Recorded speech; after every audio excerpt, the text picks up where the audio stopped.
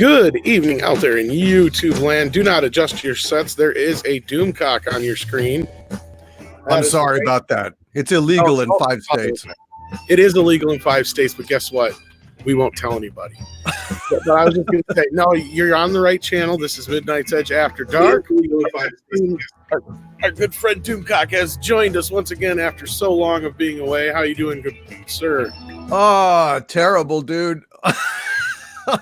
Honestly, it's been a horrible day. It's been a horrible day, but this is like my highlight. So I'm very, very happy to be here with Merry Mayhem and the anti-trekker himself, a noble warrior in the fight to preserve real Star Trek. Look at that in the background. Look at him on the bridge. God, hey, you don't have to butter me up. I know you're gonna rip me to shreds later. That's all right. Not at all. I am. Listen. We are fighting a war against what's coming, and I'm thrilled to be here. And let me say this before we get into stuff: if Doomcock and I start fighting on certain issues, because there are some things we disagree on, I know, we both acknowledge that, but we're old friends. We're still friends, no matter how hard we may fight about something. We come to it from a perspective of mutual respect, and so it's not like we're going to hate each other because we said something. Oh, hell no. About talking about whether we disagree about the relative quality of one thing or another. So, right. Yeah. No, listen, Anti-Trekker is a great guy and I love him to death. And I mean, he should have, 5 times the subs he's got. That's the only thing I should say about Anti-Trekker. What's the deal with that? I don't know. That's lacking. I don't know, man. Maybe it's because I'm literally a walking piece of crap. That could have. Oh wait, I put my mask down for you. Do you think that maybe if I did that, maybe I'd get the subs? Well, I don't know. It's Doomcock mask. Just don't wear it if you're a piece of shit. He's like Ellie Mae Doomcock with the gap in the teeth. Is that like that's the whole lipstick on a pig thing? I'm offended. As a country girl, I'm very offended by that. Well, I grew up on a ranch, so I can say it. Yeah, you don't look like a country girl. You look like, the tortured dream of every geek out there in the world. It's like she walked, of all the comics shops in all the towns in all the world, she walks into mine. And my goodness. It's like the geeks all spontaneously combust. And that was when Merry Mayhem swooned herself right out of the stream. So. It's just true. You must get flattered every day, every hour of every day. And none of them women and men. None of them are Lord Doomcock. So. Lord Doomcock. Liable to get pregnant by your voice. She has this thing. Yeah, I do have a thing for Mahler. I'm not gonna lie. I do have a thing for Mahler. Mahler is awesome. It'll extend to you as well. But Bird of Prey in the chat. Bird of Prey says $2. Kapla. Free Kapla. Free Harvey.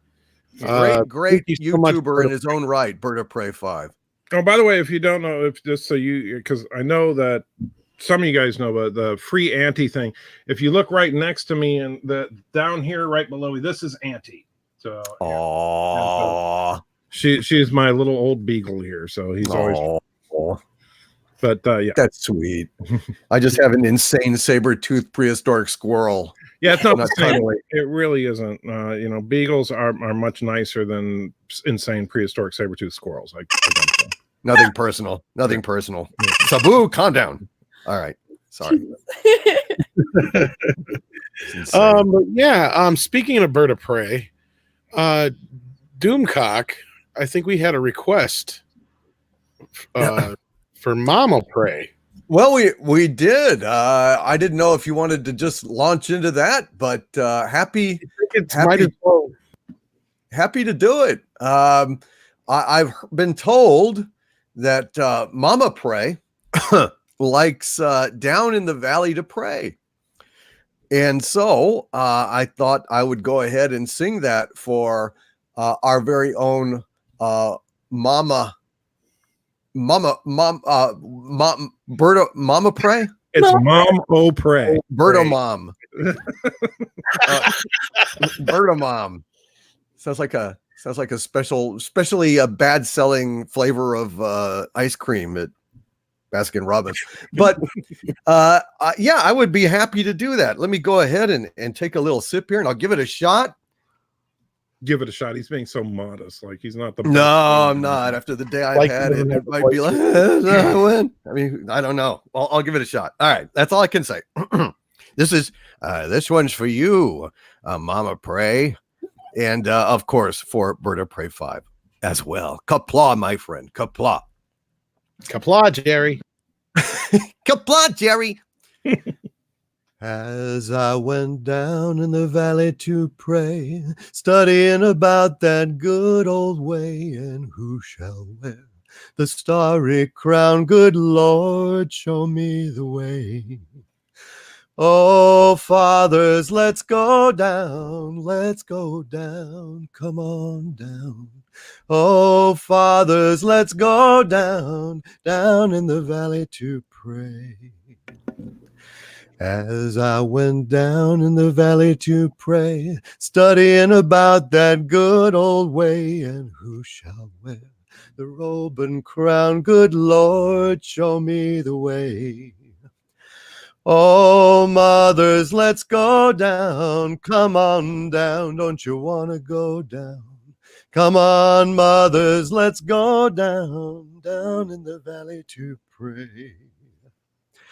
As I went down in the valley to pray, studying about that good old way, and who shall wear the robe and crown? Good Lord, show me the way.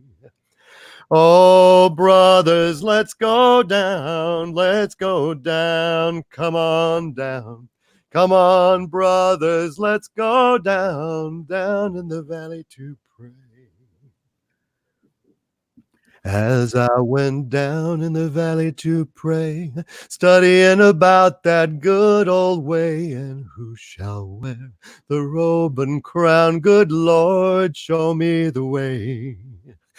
Oh, sinners, let's go down, don't you want to go down? Come on, sinners, let's go down in the valley to pray. And that goes out to you, Mama Bird, Mama Pray. Mama Pray. Shit. I've been drinking. Right, I've been drinking. Man, you got Sorry. the song right. Bravo. I feel like I was able to represent the entire female population by just squeeing a little bit inside right there. Well, thank you for the squee of charity. Isn't that what they do? Like when you stop at a light, as they come and they put the squee of charity on your windshield. No, that's squeegee. So squeegee. That's a squeegee. I apologize. I have been drinking. The ladies have been probably drinking. make one of those as well, though. So. I thank you very much, Mary Mayhem. Thank you very much. I do definitely want to do one of your karaoke streams. I think that would be so much fun. And, hell, you know, it's just Saturdays are bad. You know, and I know you tried to do it that other day, and that messed up. But I'm hoping soon we should talk. Just DM me. We'll set it up for sure. Okay. Seriously, it was fun that time we did it. Does anybody know where my smelling salts are? I declare I've used them all up today. It's been a bad day. Our good friend Thomas Potts sends us $1.99. Don't let any trekker be in tactical offer. We are we on my live stream just before this we were playing Bridge Crew, and I don't make a good tactical officer. I'll keep a note of that. We're hoping to play some Bridge Crew one of these days. So. It's actually a lot of fun. Just don't expect to actually succeed at anything. Oh, I've played it. I've damn near killed people thousands of times. I'll put it to you this way. The first time we played it, we played the Kobayashi Maru scenario, and we considered it an incredible success because we managed to blow up the Kobayashi Maru. Wow, that's good. Yeah. So it's like, damn it, man, nobody's gonna blow up my ship except me. Yeah. Code 000 destruct 0. All right. Warren Roar sends us $4.99. Stands for Doomcock. Hail, my liege. I have mad respect for Annie Trekker and Mary Mayhem and Mead. We all fight against the woke buffoons. Huzzah! Indeed. Ah, Huzzah! I like that word. I love the word huzzah. I think few things convey the kind of sort of jovial, just fun that you express when you're cheering for something so much as huzzah does. It's a really fun word. Well, it's Wants tainted. candy. Boom, boom. Oh, I'm sorry. Hello. Candy. Hello. Hello. Good morning. Sorry, just pop in there. When I hear the word huzzah said 3 times, I randomly appear. Yes. Huzzah is tainted for me forever because I went on a trip to Las Vegas and a friend of mine was there and his wife wanted to go to the Excalibur to see the show. Yes. And the show was knights riding around and Yes. And Merlin going huzzah and Yes. it was so bad. And You the know, with pyrotech is awesome, isn't it? I feel like huzzah is one of those words you can only say like almost in jest. Now, like, have you ever met Geeky Candy? We celebrated my kid's 4th birthday there last year at the Excalibur night show, not by choice. So I feel you. I feel you, Doomcock. Yeah, So I you do. show up, so you show up if someone says huzzah 3 times? No, No, Geeky Candy. I mean, oh, she does. Okay. yes. So Well, it just so happened. yeah, well, see, today I'm jealous because for me, I just show up if somebody says shit 3 times. So that's Oh, okay. unfortunately, I don't get the call nearly as much. It's Well, I have a appropriate. special toilet that I take a dump in every once in a while, so it's armed. And then whenever somebody says huzzah, huzzah, huzzah 3 times, it opens a portal above their heads. Nice. Yeah, that's for you, Excalibur. That's for you. Fuck you, Excalibur. Sorry. Yeah, Oh, it man, was bad. horrendous. You know, I like knights and stuff, but that was What's bad. funny is I Me think that's too. where Mecca and Rob are right now. Yeah. Oh no, are you serious? I think so. I'm not No. kidding.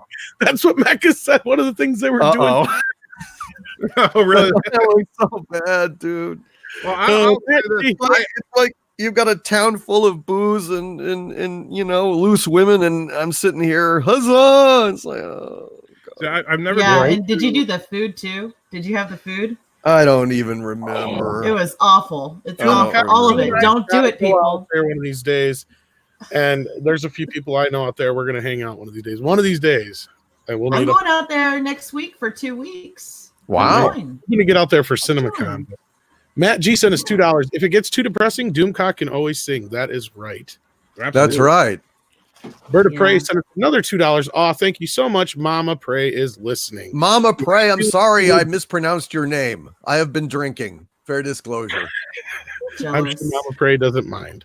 It's one of those few days when I'm drinking out of necessity, not choice. Necessity. Wesley rare. Crouch sent me a $2 super chat. Oh goodness. Join us sometime on Bridge Crew.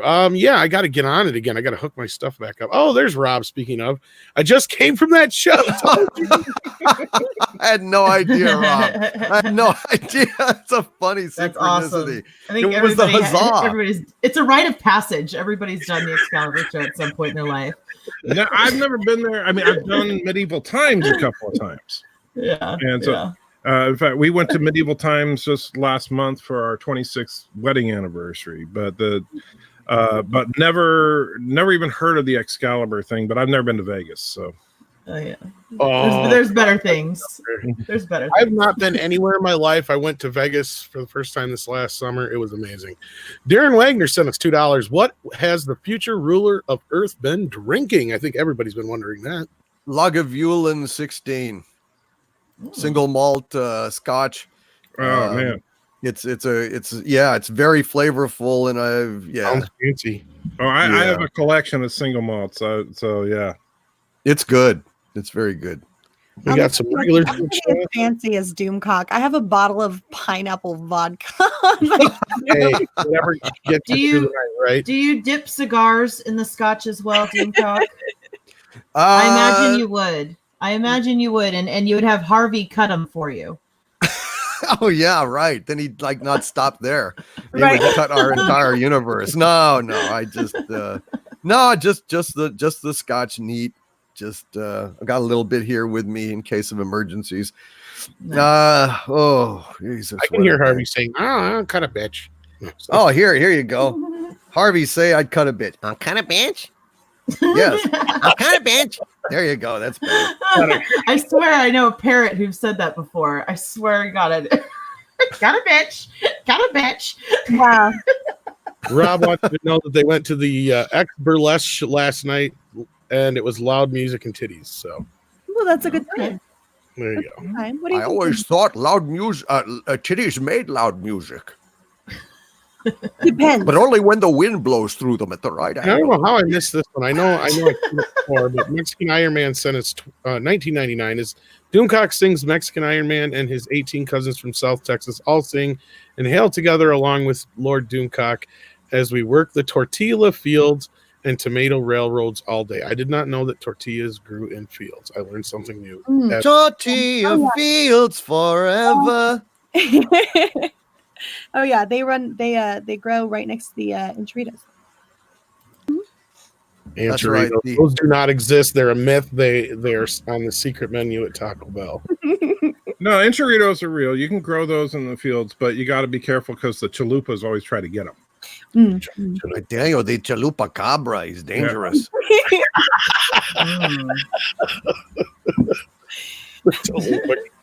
Chalupa cabra, you will suck your chalupa. Oh, Hail Mexican Iron Man! What a great guy Mexican Iron Man is. I Love don't him know. to I death. seen it earlier, and it went out of my chat for some reason. I never got it in the order. This thing's goofed up completely. Captain here, $10. Tom, Rob doesn't get to just hang in chat. Go drag him on. I'm paying good money to hear him suffer. On that note, Doomcock, have you considered further weaponizing Star Trek Discovery for your own purposes? That's a very good question. Man. No. I think it's that would not be something. considered torture. You can't screw with that stuff. It's like, once you've got, I mean, it's like a doomsday machine. If you make it any deadlier, it's just going to be a contagion that's going to wipe out everything and everybody in the world. I hate that shit.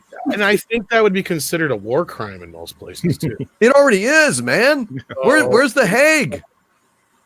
Well, that's what I'm saying. I mean, I don't think Doomcock wants to be a part of that. Yeah, here's the thing, no, is that's that obscene. He's a super villain, but he's got to draw the line somewhere.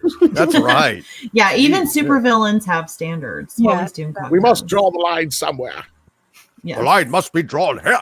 No Go further. further. Unless you're driving a dune buggy, then you drive right over that motherfucker. Lord. Vroom. there you are, the old man Picard. Fucking Have A, we right. done a Shatner off yet? I'm just curious. No, well, his Shatner's much better than mine, though. I do a deep Have we pretty awesome. done a Shatner off yet? Yeah. Shatner off of what? Shatner off of that joke, mister. Oh, Shatner off the wing. Spock. God damn it. You two are making me so angry. Where's my Illudium Q35 space modulator? I know I put it here somewhere. I don't know, that's for pussies, but if you want a real man's explosion, go to Strickland Propane. holy Jesus. Propane and propane accessories. That pure blue flame that says quality. Mary, jump in with your Miss Swan. I do a few impressions, but I don't know that anybody even knows who Miss Swan is. Oh, yes, we do. Not many people Yes, you think with enough do. I was never a big fan of the character, but Does Lord Doomcock know who You Miss look Swan like is? a man. Miss who? Hey, no, Miss Swan, she tell you everything, okay? Yeah. it was from That's, Matt. yeah, that's sounds familiar, but I Mad can't. TV. Yeah, Mad she TV, look like a Miss man. Swan. Oh, he looking like a man, okay. That's great. Amazing. Yeah, you Rye That's sent us amazing. $5. I've been trolling Star Trek Discovery and Picard hard on Twitter. CBS Legal followed me and then unfollowed me today. Are you sure that isn't that parody account? Yes, There's a it's parody account that. going around called CBS Legal. I love CBS Legal is hilarious. They're really funny. I love those guys. I also Indeed. love STD Sucks, which is I think the greatest name ever on Twitter. I mean, There is nothing. It says it all. Like Bud. Well, You and know, it's- when you say Bud, you said it all. So yeah, I mean it's a double entendre. So Indie Tiger sent us $5. Will Shatner for food. What was it? Shatner being a verb. Jeez. I'd hate to think what the Picard verb is going to be after this fucking. Shatner as debacle. a verb just sounds awful close to my avatar, though. I'm just saying. That's right. Verbs, nouns. What does it all mean? What does God need with a starship? I don't get it. All right. Let's get into the nitty gritty here. God, the big news in the last few days has been the Duel of the Fates. Doomcock, how up to speed are you on this whole Duel of the Fates situation? The Colin Trevorrow unused script. I mean, I just know, I've been reading it and I did a video about, the first chunk of it and going to do more in depth. But yeah, I think it's better than what we got. Yeah, it could be a shitty movie, but it doesn't undo the entire originals from the concepts we've seen in that script so far. That in and of itself makes it, light years better. It's the lack of completely and utterly undermining Anakin and the sacrifice that he makes that I think most people are sort of, at least in terms of Star Wars fans, would look at first and say, okay, so this obviously elevates this above the Rise of Skywalker. And then the people who were fine with The Last Jedi look at this and see that it flows, in terms of continuity, it goes quite a bit better behind The Last Jedi than The Rise of Skywalker itself does. So in terms of the health of the trilogy, just for the sheer health of the trilogy, it's a better script. It's better for continuity's sake, and it's better for legitimate Star Wars fans and not just necessarily popcorn eaters who love. It's not. I'm not saying it's great, but it's certainly better. It's certainly better than what we got, and I'm baffled. I like seeing Kylo go that way instead of turning into this cheap, trying to do good version that ends up getting screwed anyway. Mm-hmm. I'm baffled as to why they rejected this. I'm baffled as to why they didn't want to go this route. Anyone with eyes to see can look at this and say this is better. What kind of a moron rejects this for what we got? Kathleen Kennedy. Yeah, that's right. She exists. Well, my feeling is that it's a much better balanced script in terms of how everyone gets a good role. I mean, I said this in my review. I thought that Poe comes off more as kind of the dashing adventurer he was meant to be, and Finn is good. Rose has her part, and they all kind of work together, and they're not just little ornaments for Rey, which is probably the objection that Kathleen Kennedy had, is that it didn't actually further her agenda of making Rey, the ultimate Disney princess, the bestest ever. And really, everyone had a lot more to do, and Kylo Ren was more interesting, and it actually had it was goofy, had problems, but I thought it was pretty fun, actually. Yeah. Now, I don't know all the details of the script, so Well, that was a Right. Chewie in an X-wing bit. That seemed a little stupid to me, but there were parts that made me cringe a little bit. Like, oh, Rey, you succeeded where we failed. That's cringy, of course. Well, yeah, I haven't gotten to that yet, but yeah.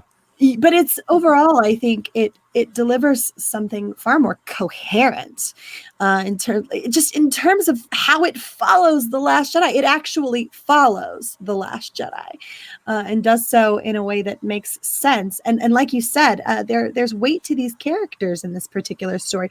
Rose Tico, and I don't know if you've gotten this far yet, but she's tortured in the script. She gets tortured, and that's something that we didn't see any real stakes or weight in The Rise of Skywalker. Everything was handed to them. Everything was handed. Oh, you go here, you do this. Oh, this is yours now too, right? Like every single. They felt like they were being dragged through a script, not like you were going on a mission, on a story, not like you were going down a journey. And that was something that at least you could see sort of happening here within this script. And I enjoyed it much more, and I felt like it would have all around been more beneficial to Star Wars as a whole.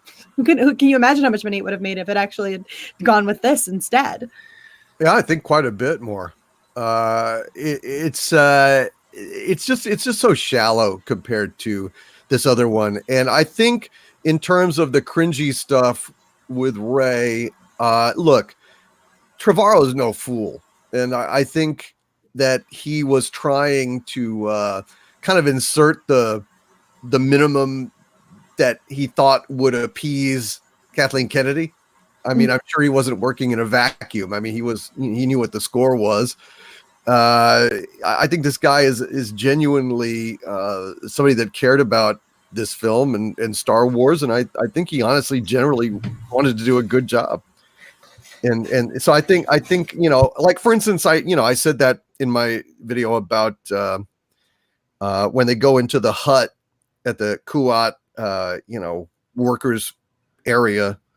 And he writes in the description that the little alien baby is sitting in a hammock made out of a sea cow's stomach, and I just laughed. It was like, well, they basically gutted and eviscerated, Rian Johnson's sea cow from Last Jedi, and that's just in a description that he didn't think anyone would read. So that told me the guy's probably on our side.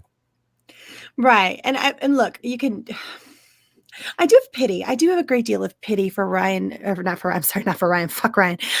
For J.J. Abrams in terms of where he stood in terms of what he had to do moving forward. But I think when you've got a situation like what we had with The Last Jedi, you don't get a hack to try to fix it, right? You don't get someone who's a hack and doesn't know how to fix anything or into zone stuff, let alone fix something to try to end this out. So they took pieces, as you go through the script, they took pieces of it and they repurposed it and made it worse for this story. I think that's why he got the credit for this, why Colin Trevorrow was credited on The Rise of Skywalker as well.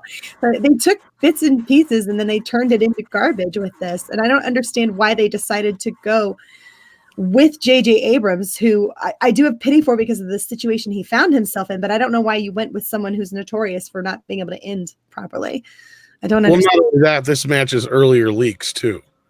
Like you can tell we got farther and farther away from this script with all the leaks we kept hearing, because there was a lot of stuff that's in this script that's not in the last or the final film that was in the earlier leaks, like the beacon and a few of the other bits. So yeah, I do feel like I just spent all the last 2 days putting together this mega cut, which if it ever renders out correctly, will be up on Midnight's Edge hopefully by tomorrow morning, where it's an hour and 15 minutes where I cut together all of Robert Burnett talking about the entire thing in a chronological order. So it's the most comprehensive version of the script that we'll have until the actual script comes out. Yeah. I took his 2 shows and the Toxic Femininity that he showed up on the other night, where he was actually reading the scenes aloud. God, that was amazing. Yeah, that he read the entire ending practically. It was pretty amazing. That was something I had a little bit of trouble discerning from what he'd read in his first reading of it. It had come across as though Kylo Ren died unredeemed. And what he was explaining to us on stream on Toxic Femininity, it came across like Kylo Ren was redeemed. So I'm a little confused and blurry on that ending there. Yeah, I mean, well, he read us the whole scene, and then when I put it all in context between the 2 shows and everything, a lot of this stuff makes a little bit more sense. But there's still going to be a few things that, until we all get to actually lay our eyes on the script itself, that we'll probably have questions about till then. And that still doesn't change the fact that there's some cringy shit in this. There's a lot of Well, it also needs some rewrites. Yeah, well, and even though Rey may not be OP throughout the whole thing, there's still some cringy Rey moments, and moments where the whole anti-man stuff a little bit and putting men's down. But again, and to some people who are like, well, I thought he wanted Luke alive. Well, you have to remember this is also reflecting The Last Jedi because the date on this was the 16th of December, which is sadly a few days right before Carrie Fisher died. And it's pretty safe. And I must say up front, this has been confirmed to be real. This has been all pretty much confirmed to be real. Yeah, there's Yeah, other my people source I told know me in it the was. business. There's other people I know Yeah, that there's are been pretty so many reputable in the people, business that have eyes so on it many- too. Yeah, the AV Club even came out and said that it was real. So there's pretty much no question that this is real at this point. The thing is what happened behind the scenes between Trevorrow and KK and whoever else that he walked away. What was the deal? I think that we're all pretty much right when we say that after Carrie Fisher passed away, he said, look, you've got a year to fix this, fix The Last Jedi to where Carrie passes and Mark is still alive so I can actually make a movie. And we know that he would have been right because just look at what The Rise of Skywalker wound up with, especially when it comes to Carrie Fisher. Yeah. Well, look, I think it was the smartest decision he could have possibly made to walk away from this and to be. And there's only one person who could have made that call, and it was KK. And the only reason I can see why she would have stuck with her guns is she had to have Luke fail as a trainer, and she had to have Leia live on so she could be the one to train Rey. That's the only thing that makes logical sense. Well, I think he dodged the bullet. He dodged a bullet here, Tom. He dodged a bullet because look, if they didn't let JJ do what he wanted to do, they sure as hell weren't going to let Colin Trevorrow do what he wanted to do. At the end of the day, what Colin Trevorrow's vision was, this script was never going to wind up on screen. Okay, it was never going to happen because they would have done the exact same thing that they did to JJ. They would have meddled and poked and prodded until they destroyed it. I'm convinced of that. I believe Colin absolutely dodged a bullet here, and he managed to avoid what J.J. Abrams has had to go through in the aftermath of this movie coming out, which is essentially, well, why don't you just write written and directed by Lucasfilm here, right? I don't believe we would have ever gotten this script on screen. I don't think Lucasfilm never would have let that happen. So I think and it's one thing if you're Kevin Feige and you've been running this in the ship for the last 20 movies. You know, we'll trust your gut, even if we may not think it's the right thing to do. Kathleen Kennedy has done nothing but fuck up after fuck up after fuck up after fuck up. Mm-hmm. And she's still in charge. And well, Bob Iger's already said he won't fire her because of the optics of the situation. But they'll fire Kathleen Powell, the CEO of Galaxy's Edge, like immediately after it She's shows nobody knows who the fuck she is. I that makes sense. No, I know. I feel like at least they see that. That's why Gender isn't an issue there, though. Carrie Hart took the bullet for KK. Do you know that's the only reason why she did it? Because nobody knew who the hell she was. That's the whole thing. Is don't think they're not above giving women the guillotine. It's just as long as your name ain't Kathleen fucking Kennedy. You're right. I agree that they're not above doing it. But it is the optics of it. And isn't she so lucky to possess a vagina? At this point, wouldn't the optics be a good thing if you look at what's going on with the audience issues? I mean, I'm just saying, if they're looking at it, you're right, Candy. I mean, optics. Okay, yeah, they've hung on to her as long as they can, but now it's showing. It's showing. You can call. They're not going to admit that. Oh, Tom, you can call me Candace. Candace, this is a success. It made $1 billion. Did you understand? It doesn't matter that it put practically no money back in their pockets after all of the money that they spent making and advertising this film. None of that matters. Yeah, they didn't make enough to put a nest egg down for the next production. That's the key. That's the key. Not yet. Not yet. I mean, maybe after a while. Yeah, the worst part of the whole KK thing isn't the fact that she still hasn't made Disney their $4.5 billion back. It isn't even the fact that she's destroyed Luke Skywalker and any chance at us getting a decent sequel trilogy out of this. It's the fact that she stabbed George Lucas in the back and twisted that fucking knife. Yeah, and I would think that if they're really trying to appease fans and audience, and that had, especially after Iger's book came out, I would feel like that gives them a ledge, like a little ledge to push her off of. You know what I mean? It gives them ammo. There's a lot of ammo that's been building, it seems like, this last year to do something like that because of the audience reaction. I just feel like behind the scenes there's a lot of, I mean, it obviously seems there's a lot of turmoil going on with the upper echelon of Lucas, of everything going on there. It's just you can sense the chaos from across the globe with what's going on there. Right. It seems like it's time. And the reason why George Lucas picked Kathleen Kennedy makes total sense on paper, because he knew that she was somebody, and this is why she can't be fired. he knew that she was somebody who could stand up for his vision Yeah. and would pay homage and do what he wanted to do behind the scenes as far as he thought. And she had the power to do it. But then when she got there, she sided with her new boss instead of George. And I'm sure that hurts badly. And that's why she still has a fucking job. That's the answer to everybody asking in the chat. Why is she still? That's why. Doomcock, what say you about KK? As I'm sure he has a few things to say about Miss KK. Well, I don't know. I don't know that she sided with Iger. I think that probably Iger sided with her. I mean, I don't. No, see I think it's more the other way around. Well, even if you read his book and other situations, Iger was pretty adamant that they were not going to go with his versions of the stories, and they wanted to get it as far away from the prequels or anything like that as possible and get it as close as they could to the original Star Wars. Right, That the was original, but this shit was not. I mean, well, of course, I don't see. I think the agenda comes from her, and he was more of a kind of a passive. That part, you know, like not a hands-on manager, just like, oh yeah, you run it, you know it, and he was busy with his, you know, theme parks and whatever aspirations he has for political office. I mean, I don't know. I mean, I guess nobody really knows, but I don't imagine he's happy right now. Do you think Eisner would be doing a better job? Yeah, I do too. Do you know? Well, Eisner's son is the producer or director for The Expanse as well. The thing with Eisner is he had a lot of people working for him. He was kind of like a KK. He had a lot of people like Katzenberg and other shit behind him. I just feel like they could have handled the sci-fi franchise a little bit better. Seeing what his son is doing anyway with The Expanse, it would have been nice to have the Eisner blood in Disney at the time. That's all I'm saying. Well, his son. Look, Eisner. I mean, don't forget Eisner and Katzenberg. I mean, they never get any credit, but you know, Wrath of Khan and Search for Spock and Voyage Home was on his watch.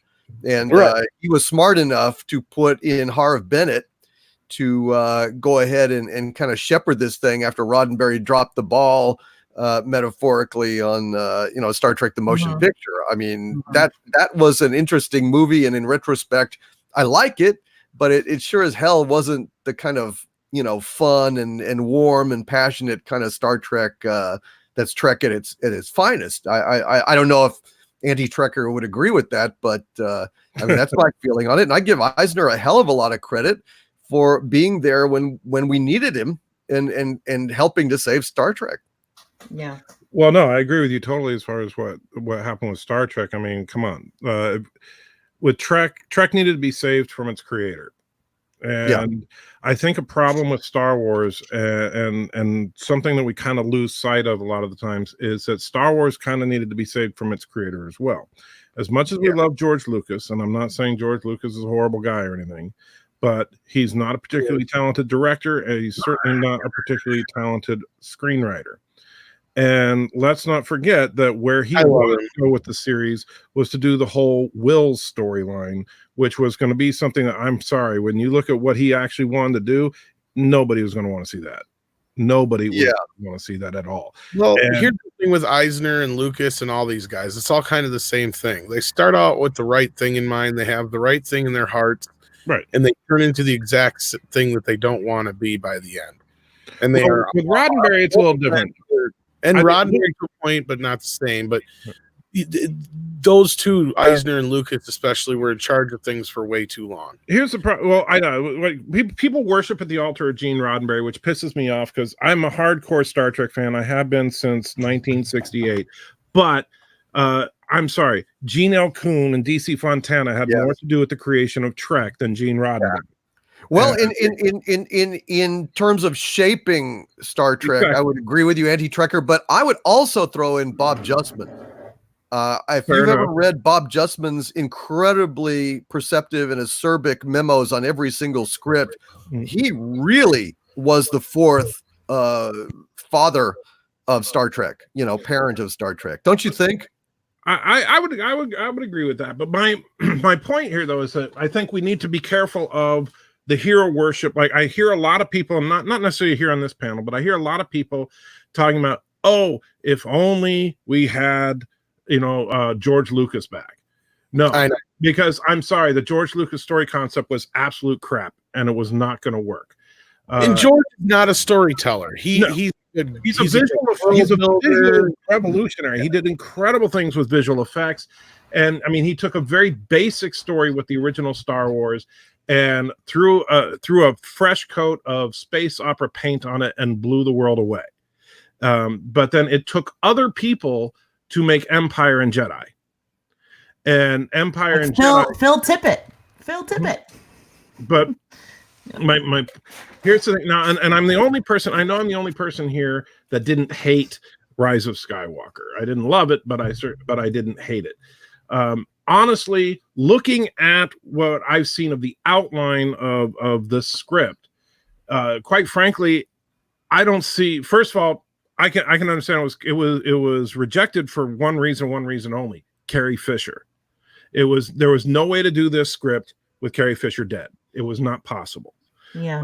Number two, the ending had zero tension whatsoever, because you literally have the final confrontation is Kylo Ren versus Rey, Luke, Yoda, and Obi-Wan. And so it's like Kylo Ren already lost to Rey by herself. Well, did you miss out the part where he kicked the shit out of her and damn near killed her just before that, though? But you see, the problem is that feels forced. Is that if you have basically in the first movie, she kicks his butt. The second movie, they're kind of a draw at best. Third movie, okay, he kicks her butt, but then Luke, Yoda, and Obi-Wan show up, and I'm sorry, that says it to me. That feels like, wow. As soon as you bring in any of those three Force ghosts to take on, no, it's over. As I understand it, they're trying to turn him. As I understand that, but that's been, but I mean, so he says no, and then he gets eviscerated. No, what happens is he actually what I don't know which version you read, but basically it boils down to Rey figures out that being a gray Jedi basically is the way to be, because which I philosophically oppose, by the way. Well, I don't, to a point, because we all have a good side and a bad side to ourselves, and that's kind of what the ultimate point becomes. And Yoda admits that the ways of the Jedi were always kind of dogmatic in so many words, and they needed to find a balance. And as long as there was always an imbalance, then there's an excuse for pure evil to exist. But here's the problem. Mary even said it earlier. It's like her whole problem with Rise of Skywalker is that she feels that it craps all over the legacy of Star Wars. Making gray Jedi the answer craps all over the legacy of Star Wars in a big way, because Star Wars, if you look at the original trilogy, it's supposed to be good or evil. It's supposed to be it is a binary universe in Star Wars. You are either the light or you are the dark. You have shades of gray in Star Wars. I think that I'm philosophically, I think it's perfectly fine to move things in a new direction. And I think it's important to do that. My problem is not with the idea of moving Star Wars in a new direction. My problem is crapping all over the legacy of it. You can move in a new direction without usurping what it was that Anakin Skywalker did, the sacrifice that he made, and his redemption, and that it mattered, that it meant something at the time. You have to move Star Wars in a new direction. We cannot keep watching the pendulum swing over and over and over again. It's exhausting. It's absolutely exhausting. And so you do need to do something new. I don't have a problem. In fact, I was excited when I first heard of the Last Jedi coming out, when Luke said the words, "The Jedi have to end." The first thing my first reaction was, the Ashla and the Bogan. They're gonna do the Gray Jedi.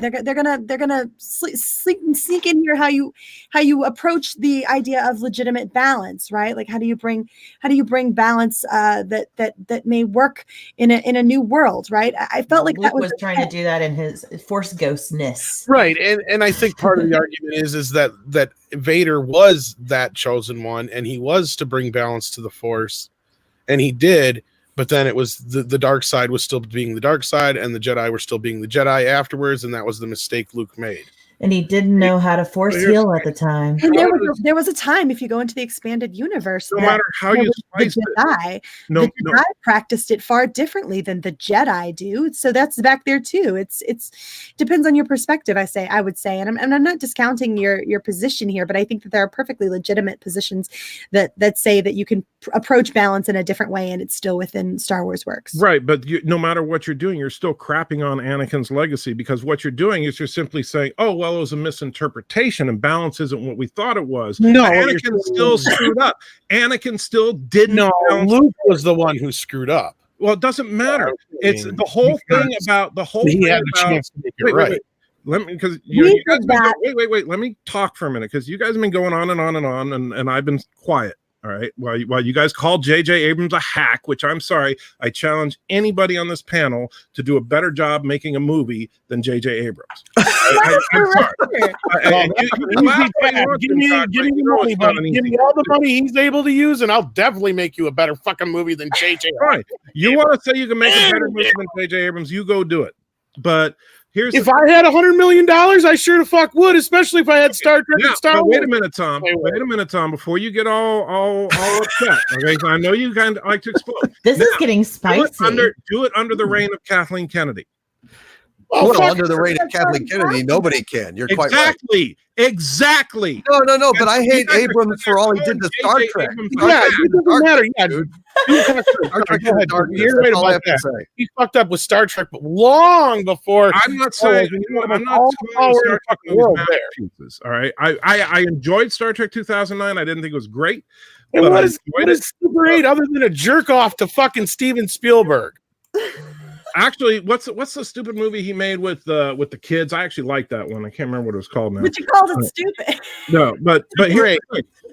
Well, it wasn't my type of movie, but I thought it was well made. I'm sorry, I don't think J.J. Abrams is a hack just because he's made some creative decisions that I don't like. Right? That doesn't make someone a hack. What that means is that someone made a movie I didn't like.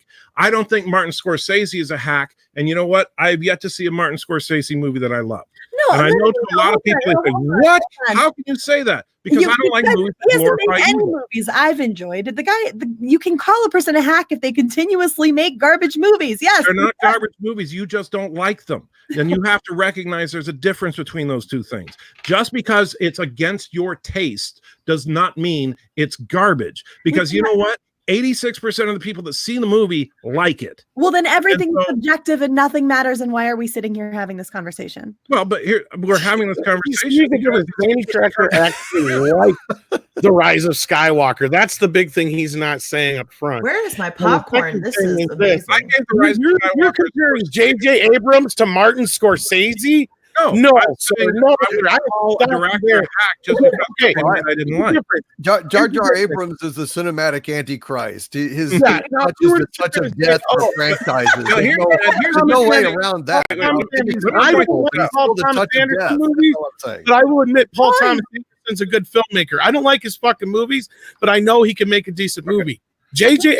Abrams is a fucking hack who should be making dog food commercials. Okay. So let me ask you this. So you guys talk. Wait. And this is a serious question, and I'm pointing this right at you, Doomcock, because you're the biggest offender of this. All right, you guys. I love being offensive.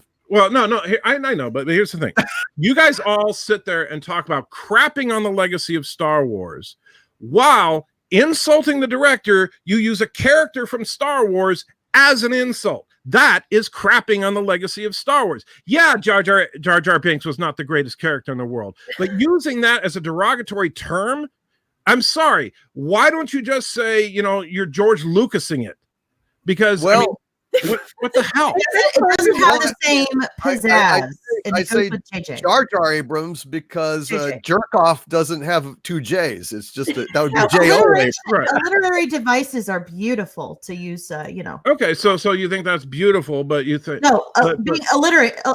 Alliteration. No, if you think that's beautiful literacy, that's great. But not literacy. No, I see alliterations. I see what you're saying, Eddie Trekker, and I think it's a good argument, but I think that the difference is, for me at least, the prequels all have good things in them. I mean, they are very uneven. They're badly executed because George is not an actor's director, and he's really not good at dialogue and emotional, arcs. Here's the thing. I would say that George Lucas is a worse director than J.J. Abrams. And, well, now hold on. I'll agree here. He may be a worse director than J.J. Abrams, but he's a far better in terms of story idea guy. Sure. I think that's but you guys all already admitted that the story all came from Kathleen Kennedy. Literally, this is I didn't know that it's under her supervision, and she's applying pressure to We know that the reason, I mean, come on, look at the freaking trilogy here. It's Kathleen Kennedy wanted to make Star Wars for girls. And so what did she do? She said, in order to make Star Wars for girls, we got to put a Disney princess as the main character and make her. To be fair, nobody has ever denied that. Right. Well, I know. But here's the thing. We want to say how horrible J.J. Abrams is because he was doing what he had to do. He was okay, and I'll stop you there, Annie Trekker, and I'm not trying to be rude, but so was Colin Trevorrow, and guess what? Trevorrow was able to shit out a better fucking script than JJ fucking Abrams. Yeah, a script that got rejected by Superman. Chris Terrio couldn't write his way out of a motherfucking paper bag. The only way that son of a bitch has got a job is because he wrote a few movies with Chris Nolan, and he wrote off his coattails, just like fucking Goyer, who couldn't write shit. This is the guy. Goyer's the guy who came up with motherfucking demonic toys, for fuck's sake. I mean, that's where these fucking people come from.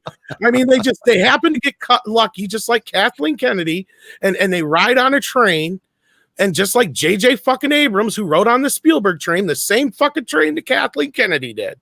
Okay, so don't think that he don't know who she is. They fucking have known each other since his bat mitzvah, just way before his bat mitzvah. This is bullshit. I mean, we've always admitted that KK was the original problem.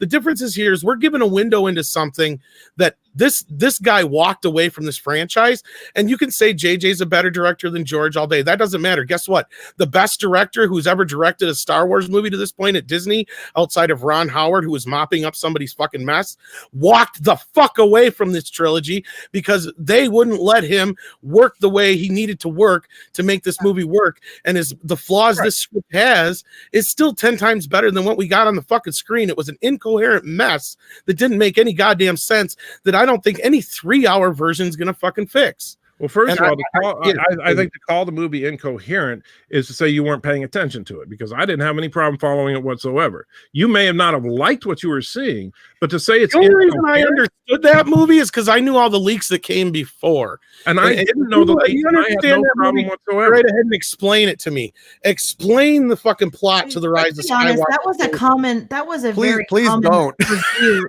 Yeah, without saying and then, because guess what? I can explain this Colin Trevorrow script to you without saying and then 20 fucking times. The Rise of Skywalker is like being bound and gagged and drugged behind a horse. All you know is you're going for some kind of ride, but it hurts.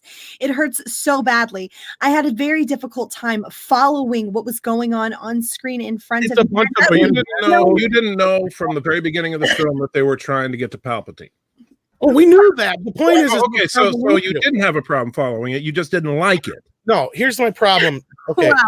Well, liking it is kind of important because we're paying money for it, and I mean that's the whole theory of a film is to actually appeal to people so that they will pay money to want to go see your film. But the problem with Jar Jar, as I call him, as I understand, is look. The guy is a terrible showrunner and kind of uber mind over these things. I mean, look at Alias. It just went down the toilet. It fell apart. I mean, everybody hates Alias. Look at Lost. Now he wasn't involved in the day-to-day of that, but he started the thing. And it really adhered to his vision for how it ended. People liked it until the end. Well, but at the end is kind of important because it was a shell game. It was a con job, and it was one of the most reprehensible things I've ever seen in my life because it was all a lie. And then you've got Star Trek, which he didn't care about. He slapped some shit together. The first one was okay, and then Star Trek Into Darkness is literally one of the worst things I've ever seen in my life. He plants seeds, and he kind of is like a field of locusts or something. I mean, he descends on something and strips it bare and then jumps ahead. I mean, if you've read his script to Superman, for God's sakes, oh my God, again, it's about halfway through the script. It's quite good. And then, oh, holy shit. It gets off the rails. And this guy, he cannot do endings. He really does not have a coherent aesthetic. Look at Cloverfield, for God's sakes. He didn't write it, but he was behind it. It's terrible. The guy is awful. Look, it was the pacing. The pacing was a problem. You went at breakneck speed through absolutely everything for the first third of this movie. The breakneck speed, keeping up. You never had an opportunity to stop and absorb anything that just happened. It is one scene to the next, over and over and over again. Oh, I agree. I agree that the pacing in the first act, the pacing was horrible. The editing was horrible in the first act, and it's pretty obvious. Like this boils. I don't understand them. Why are you defending this? That's exactly what you're saying. It's narrative whiplash. Now, hold on a second. I've been quiet and I've been sweet. Now, this does not boil down to not liking it. It boils down to a poorly crafted film and a shoddy script. Okay. It boils down to absolute garbage. I do not understand how you can sit there and say, "Oh, this is just a matter of me not liking it." No, I couldn't. My brain couldn't keep up with the breakneck speed. No normal person sits there and watches this one time and has a clue what the hell they just went through. All right, so now you had your piece. Let me respond to that. First of all, I am a normal person and I had no problem following it. Second of all, I agree with you that the pacing was too fast, it was rushed, and the editing was horrible in the first act. The problem there, and it's pretty damn obvious if you know anything about editing, the problem in that first act was that it was chopped for time. That was clear that the studio said, no, you've got to cut a half an hour out of this film. Because that you could tell that each of those scenes in the first act, the beginning of the scene and the end of the scene was lopped off of every single scene in the first act, and that was gave it that really disjointed. That doesn't justify it though. No. But here's the thing. Not the problem. Let me finish. Stop. I promise. Isn't the editing though, Annie Trekker. The problem is the writing, and like I said, no, I don't. I think the problem in the first act was the editing, because the editing made it. If you take a movie that's properly paced, but you say you got to cut a half an hour out of this film, you turn it into a film that feels rushed. I mean, that's just the way it works. After MacGuffin, I'm sorry, but I'm not saying like I said. I'm not. Here's the difference: is okay. Yes, you can edit a movie down to where it's bullshit crap. I get that, Annie Trekker, but this is bullshit crap before the editing, because it's not nothing happens in this movie because reasons other than J.J. Abrams has to get everybody to Palpatine, like you just fucking said, and it doesn't matter how. At least if I explain to you what happened in the Trevorrow script, everything is therefore and because of, not and then, which, if you know, is the biggest fucking sin in writing. If you're telling somebody a story that you're writing and everything is and then this happens and then that happens and then that happens, then you're doing something wrong. It should be this happens. Let me get an elbow in here. I have a question for you, Annie Trekker. And by the way, I love you, Annie Trekker. I love you. I just don't forget that. I've been on stream with you a few times before, and I love you. But I just have to ask you this question. Sure. Okay, so one of my key issues, and I'm curious to know your opinion. How can you be I guess, invested in this movie when the stakes are continually changed? When one moment someone dies, you can't even have the time to process it, and that person's back on screen again as if it didn't matter. It happened multiple times, and that in and of itself. Multiple times. Let me ask you to clarify, because I mean, there's obviously the fake out death with Chewbacca. Who else are you referring to? C-3PO. Okay. Okay, Kylo. That wasn't a death. I never thought for a minute C-3PO was dying. Okay, so Kylo, Rey, C-3PO, Chewie. There's 4. Well, I just want to clarify. So, I get the Chewbacca thing. I think that the Chewbacca thing, it felt cheap.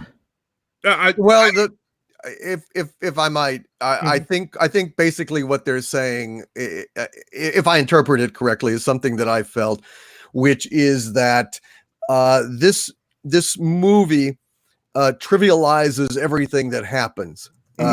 because, Leia dies, which Right. should be like a heartbreaking moment, a genuinely wrenching moment.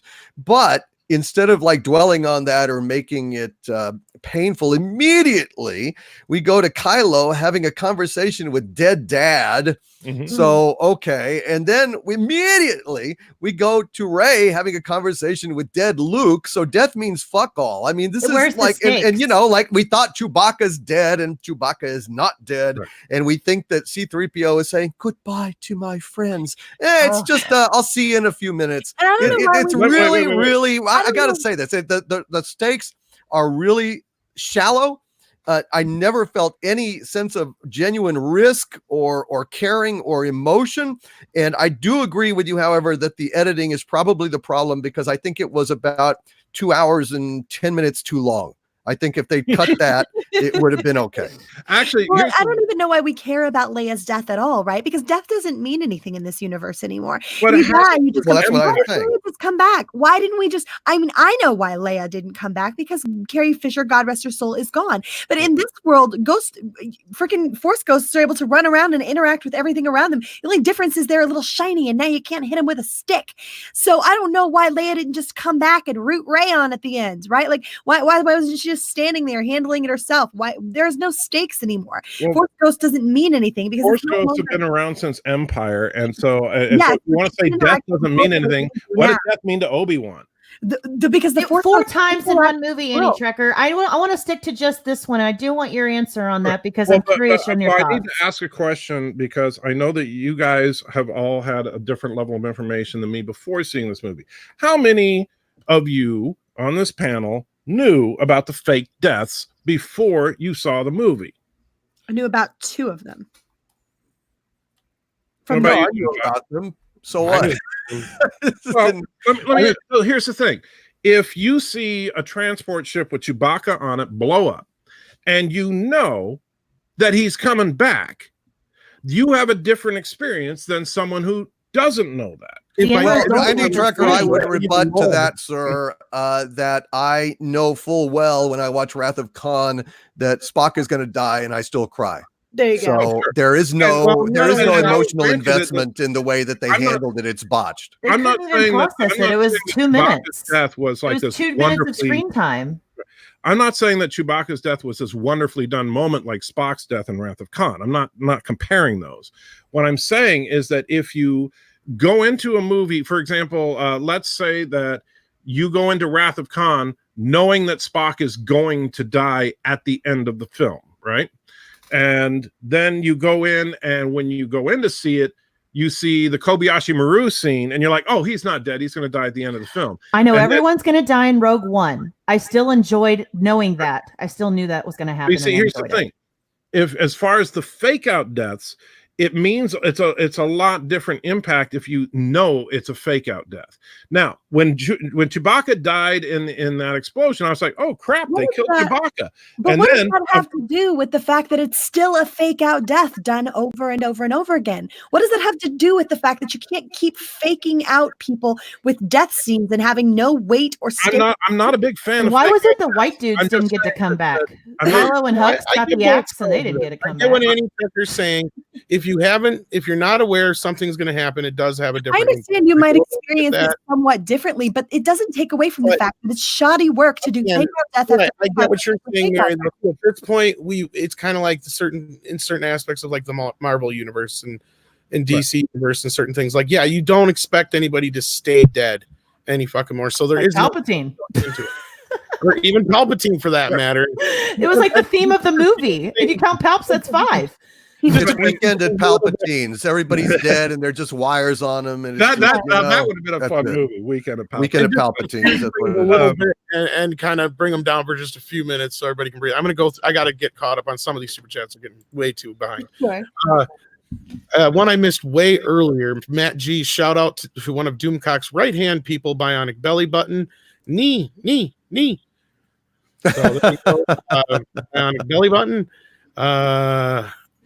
Mr. Chief, Great. Mr. Miles, Chief Engineer, says Old Man Picard meets Kirk. Yeah, I don't know if Doomcock and I could do that so naturally now. Generations 2. Yeah.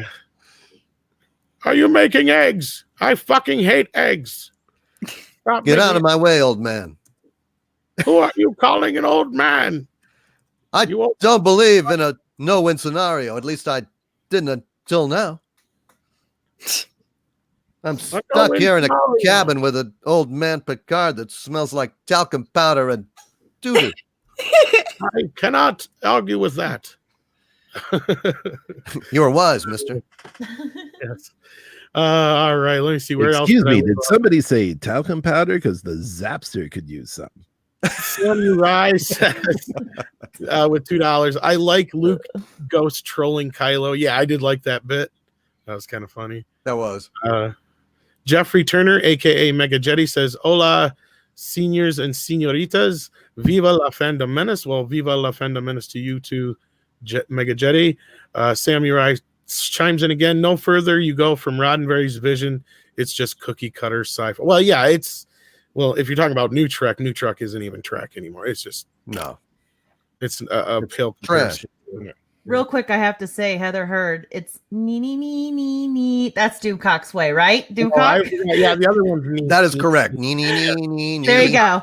They wanted you to say that. I just was like, yep, there you go. I did it wrong. The other one was. Make sure you get the enunciation. Well, I didn't want to correct the host. It felt rude.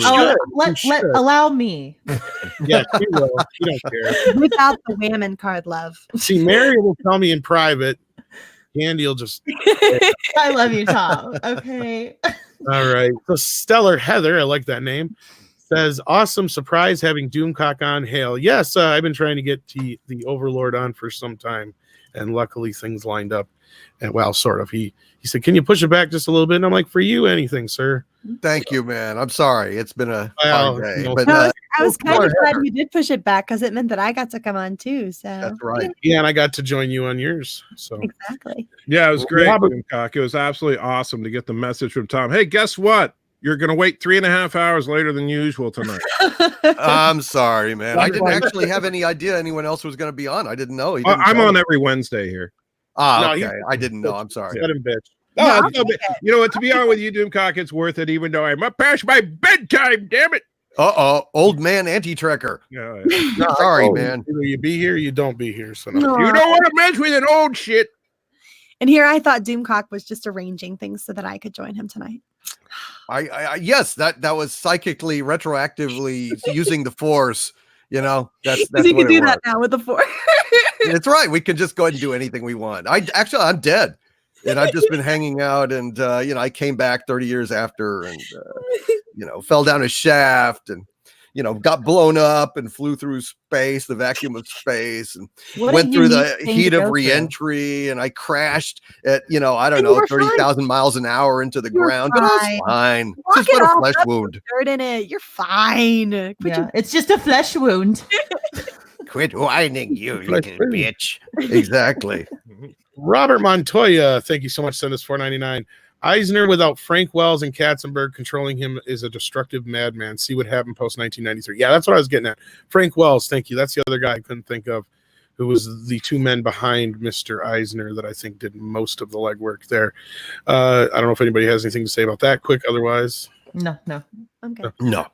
Sister Harrow, my contribution to Tom's $100 million movie budget. Thank you so much. Yay.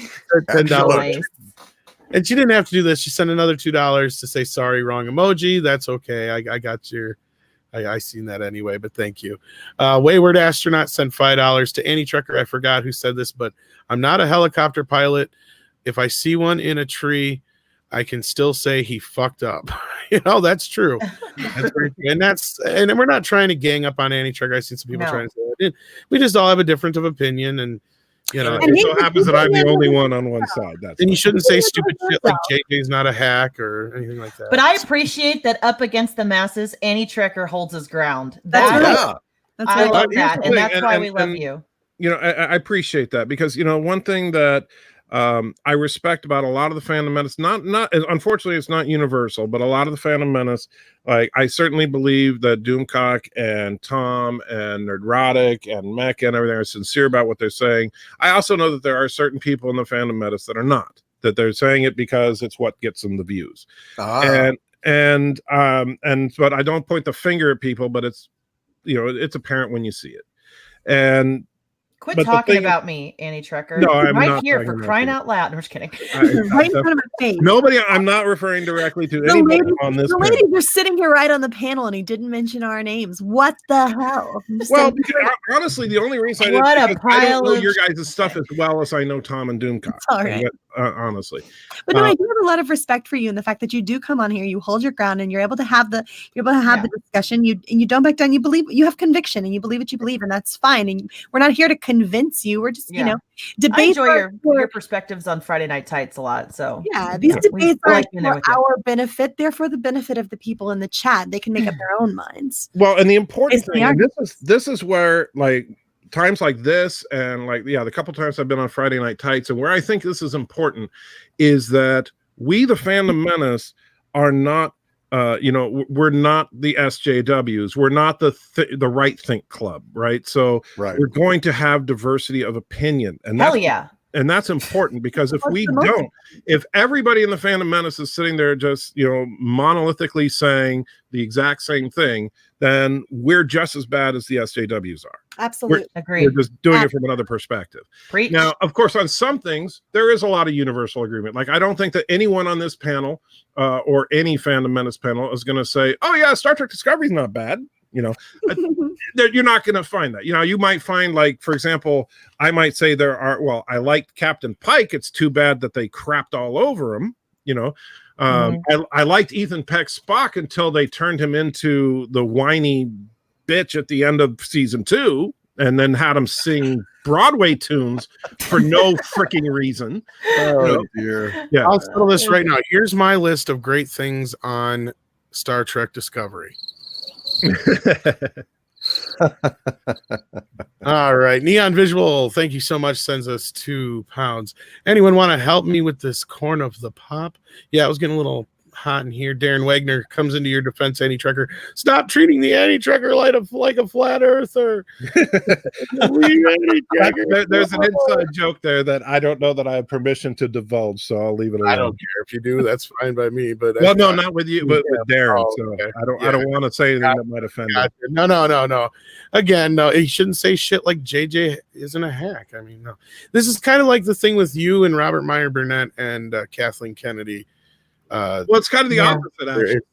That's what I'm saying. It's the opposite. You cannot believe and fathom that you could actually think that, because here's the problem I have with it mainly, and not to start the argument up again, but here we go. The difference is KK and JJ are so much alike. He has had nothing but a silver spoon up his ass his whole life. He babysat Spielberg's kids. He's gotten everything handed to him by Spielberg pretty much, and including this job, because the rumor is that she asked Spielberg first, and he said, "No, I'm good. I don't think George would appreciate that, but why don't you look at JJ? He's the guy for this." So Darren, just so you know, Darren sent me a side message just now to say, "Oh, it's okay." So the reason that it's funny is Darren is a flat earther. Wow. Wow. Well, yeah. Leave that alone. Yeah, he's used to that. He and I have argued about it a little bit, but I've been in a plane, so okay. Anyway, Trace XL. Anyone who thinks TFM are simply hateful and just want to trash new Star Wars, listen to this right now. Yes, it's intense and sometimes negative, but all of you, it's coming from a place of love. IP, bravo. Love of the IP. And that's just it. We all love this stuff so much, and we all like each other at the end of the day. It's still passionate opinions. We opine with passion, and that is what makes us Stark fandom. Like we've got our spot in the fandom, and we are not afraid to say it. And I think that makes everybody wonderful. I don't care your perspective, your passion for the fandom, and what what you're watching and what you love, what your life is about.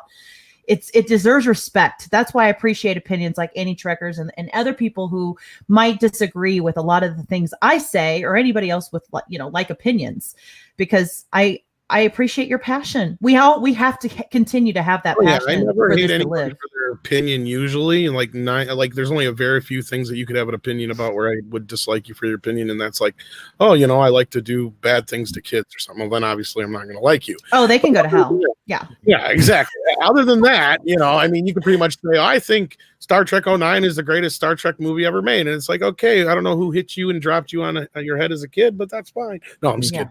But no, everybody has their own opinions about things, and at the end of the day, like I said, when it comes to even the bigger stuff like politics and religion, we try to keep that stuff, as out the door as possible, so we all can be friendly and not get so separated by these things, and prove that we're better than that.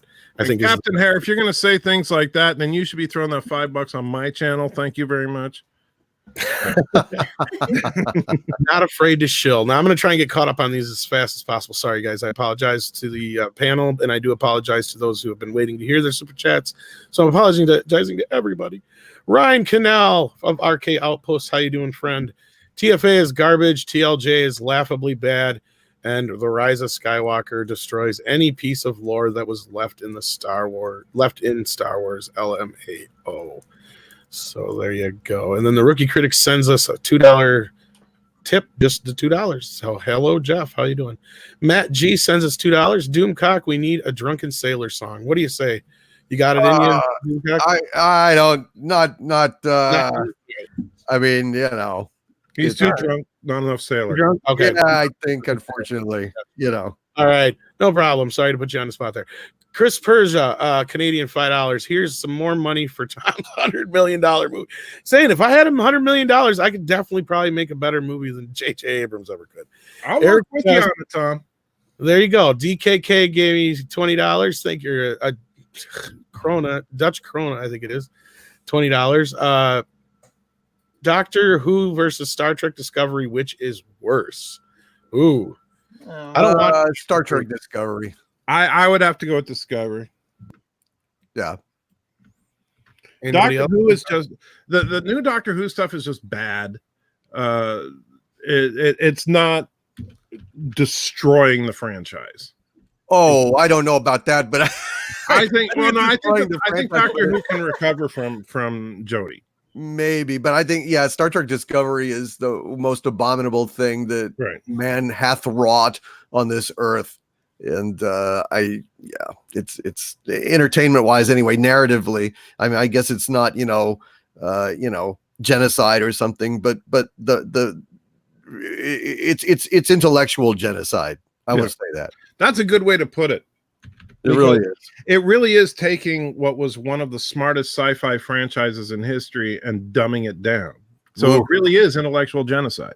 It is. Well, with Doctor Who, isn't there a chance they could still save it? I mean, you could always turn around and there's a new doctor, and you can just kind of, they revamped things a few times. That's why I say I think Doctor Who, because Doctor Who has the one thing consistent about Doctor Who over the 50 plus years it's been running is change.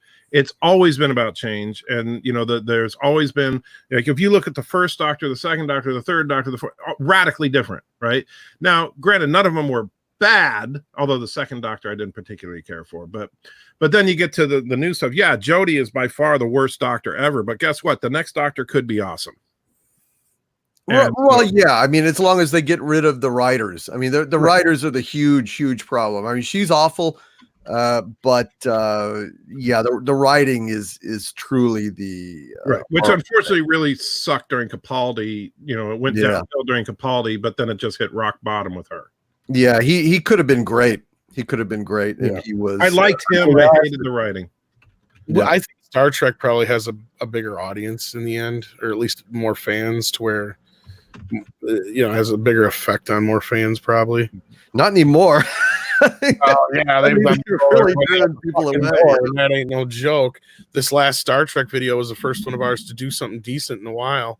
All right, moving on. Captain Hare, here's $5. Fight anti-Trekker some more. It's inadequate. Oh dear. I'm suffering in my diet. The pain of others is the sweetest ambrosia. Oh boy. Oh my, it's like bum fights, Like, and now we're gonna pit Tom against anti-Trekker. Go. Right? Can I like a pint of Night Train? You change my mind. Can I donate the spears to the conflict? We're gonna have throw them on the ground in front of you guys and see who gets there first.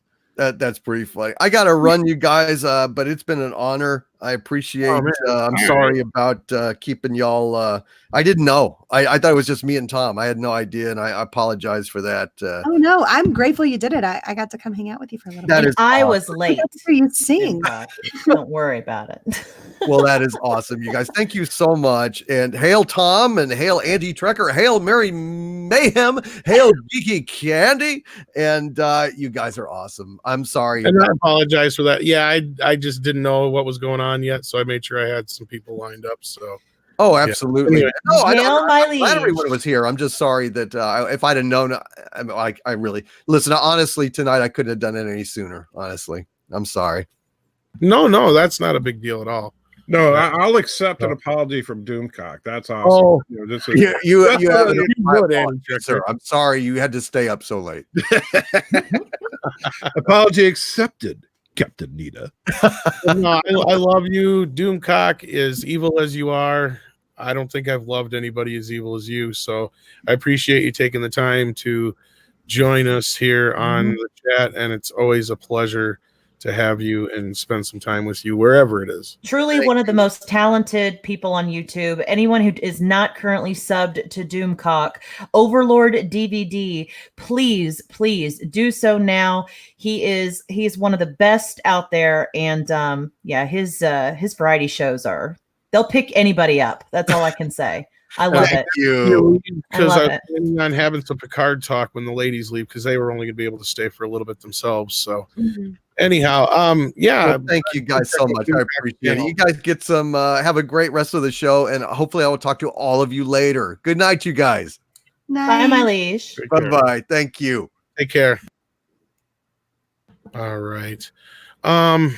So yeah. We got a couple more super chats, and then we can move on with the conversation and probably wrap it up here soon anyway. The Rookie Critic sent us another $2. Tom, let's make a picture. That's right. So I got a few people to help, including Annie Trekker, who, if you try to sabotage the movie, I will kill you, by the way. So no, I'll help you. I'm just kidding, of course. And Bogue sends us a Mexican $50. Thank you so much. I don't know how that exchanges, but thank you so much. The Star Wars debacle mirrors what happened to Mass Effect back in 2013. Look it up. It was one of the first big clashes of culture war. I kind of remember that. I mean, I remember something about that going down with the whole thing with that. So, yeah. Anyway, I missed all these private chats here too. Sorry about that, Doomcock. I got your back, Tom. If you read it, it's like, yeah, Tom's not reading them. You got to go. Yeah, I was trying to chats because they keep disappearing on me. I know. But yeah, it's been an interesting night. I don't think we'll get to too much more other than Picard had its premiere the other night. Annie Trekker. I don't know if you heard about this. I haven't heard much other than it had its premiere. Yeah. I haven't heard anybody say anything about it yet. Right. But keep in mind, I mean, the world premiere, it's like it's a bunch of people that were invited and celebrities and stuff that are going to pat themselves on the back about how awesome it is, no matter what it is. Well, does anybody know, maybe in the chat, or you maybe know, Michael, but I doubt it because you don't seem to know the other thing either. But no, I'm just kidding. Wow, thanks. No, I'm joking. Yeah, all I know is they had a premiere too. That's the other thing. Is there some kind of what do you call it? It was a red carpet event. Well, no. I mean, where they can't do their review until just before the show drops. Embargo. Oh, I haven't heard if there was a review embargo. Yeah, I didn't think we did. Mega Jetty sends us another $2. Capaldi, doctor shouldn't fight Charles Dance Master. I don't know if that can. What are you doing? Oh, anyway. So anyway, thank you, Mega Jetty. What was that, Tom? My dog is underneath the desk for some reason. She must have found like a treat or something. I don't know. She just do you not have like a nice little bed for your dog or something? She's got like 5 of them, and she never lays in them. Well, you need to work with your dog then. My dog's still in her bed. She will once in a great while. But your dog's not around you because you're a pile of shit, and typically dogs don't like hanging around that. So now you see, I got to argue with you here. I'm just kidding. Right here, right next to me. That's my dog. This is Auntie. And yes, her name is Auntie. Oh. So yes. I just had to throw it at you. That's Sorry. all right. I see how you are. You're off my Christmas card list. Oh shit. Exactly. Yeah.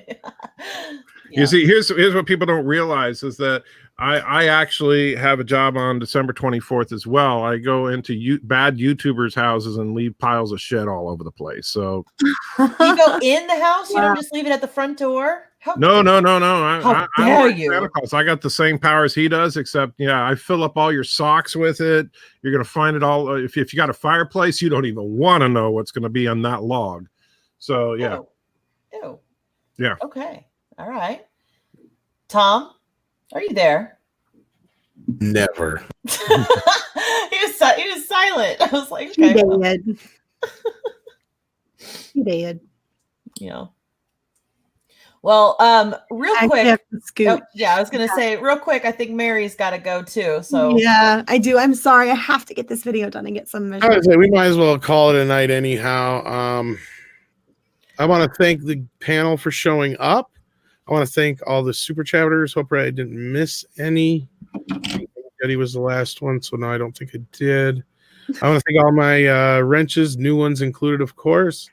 I want to thank Mary for showing up. Tell them where they can find you. Sure. Give me just a second here and I'll turn on the camera.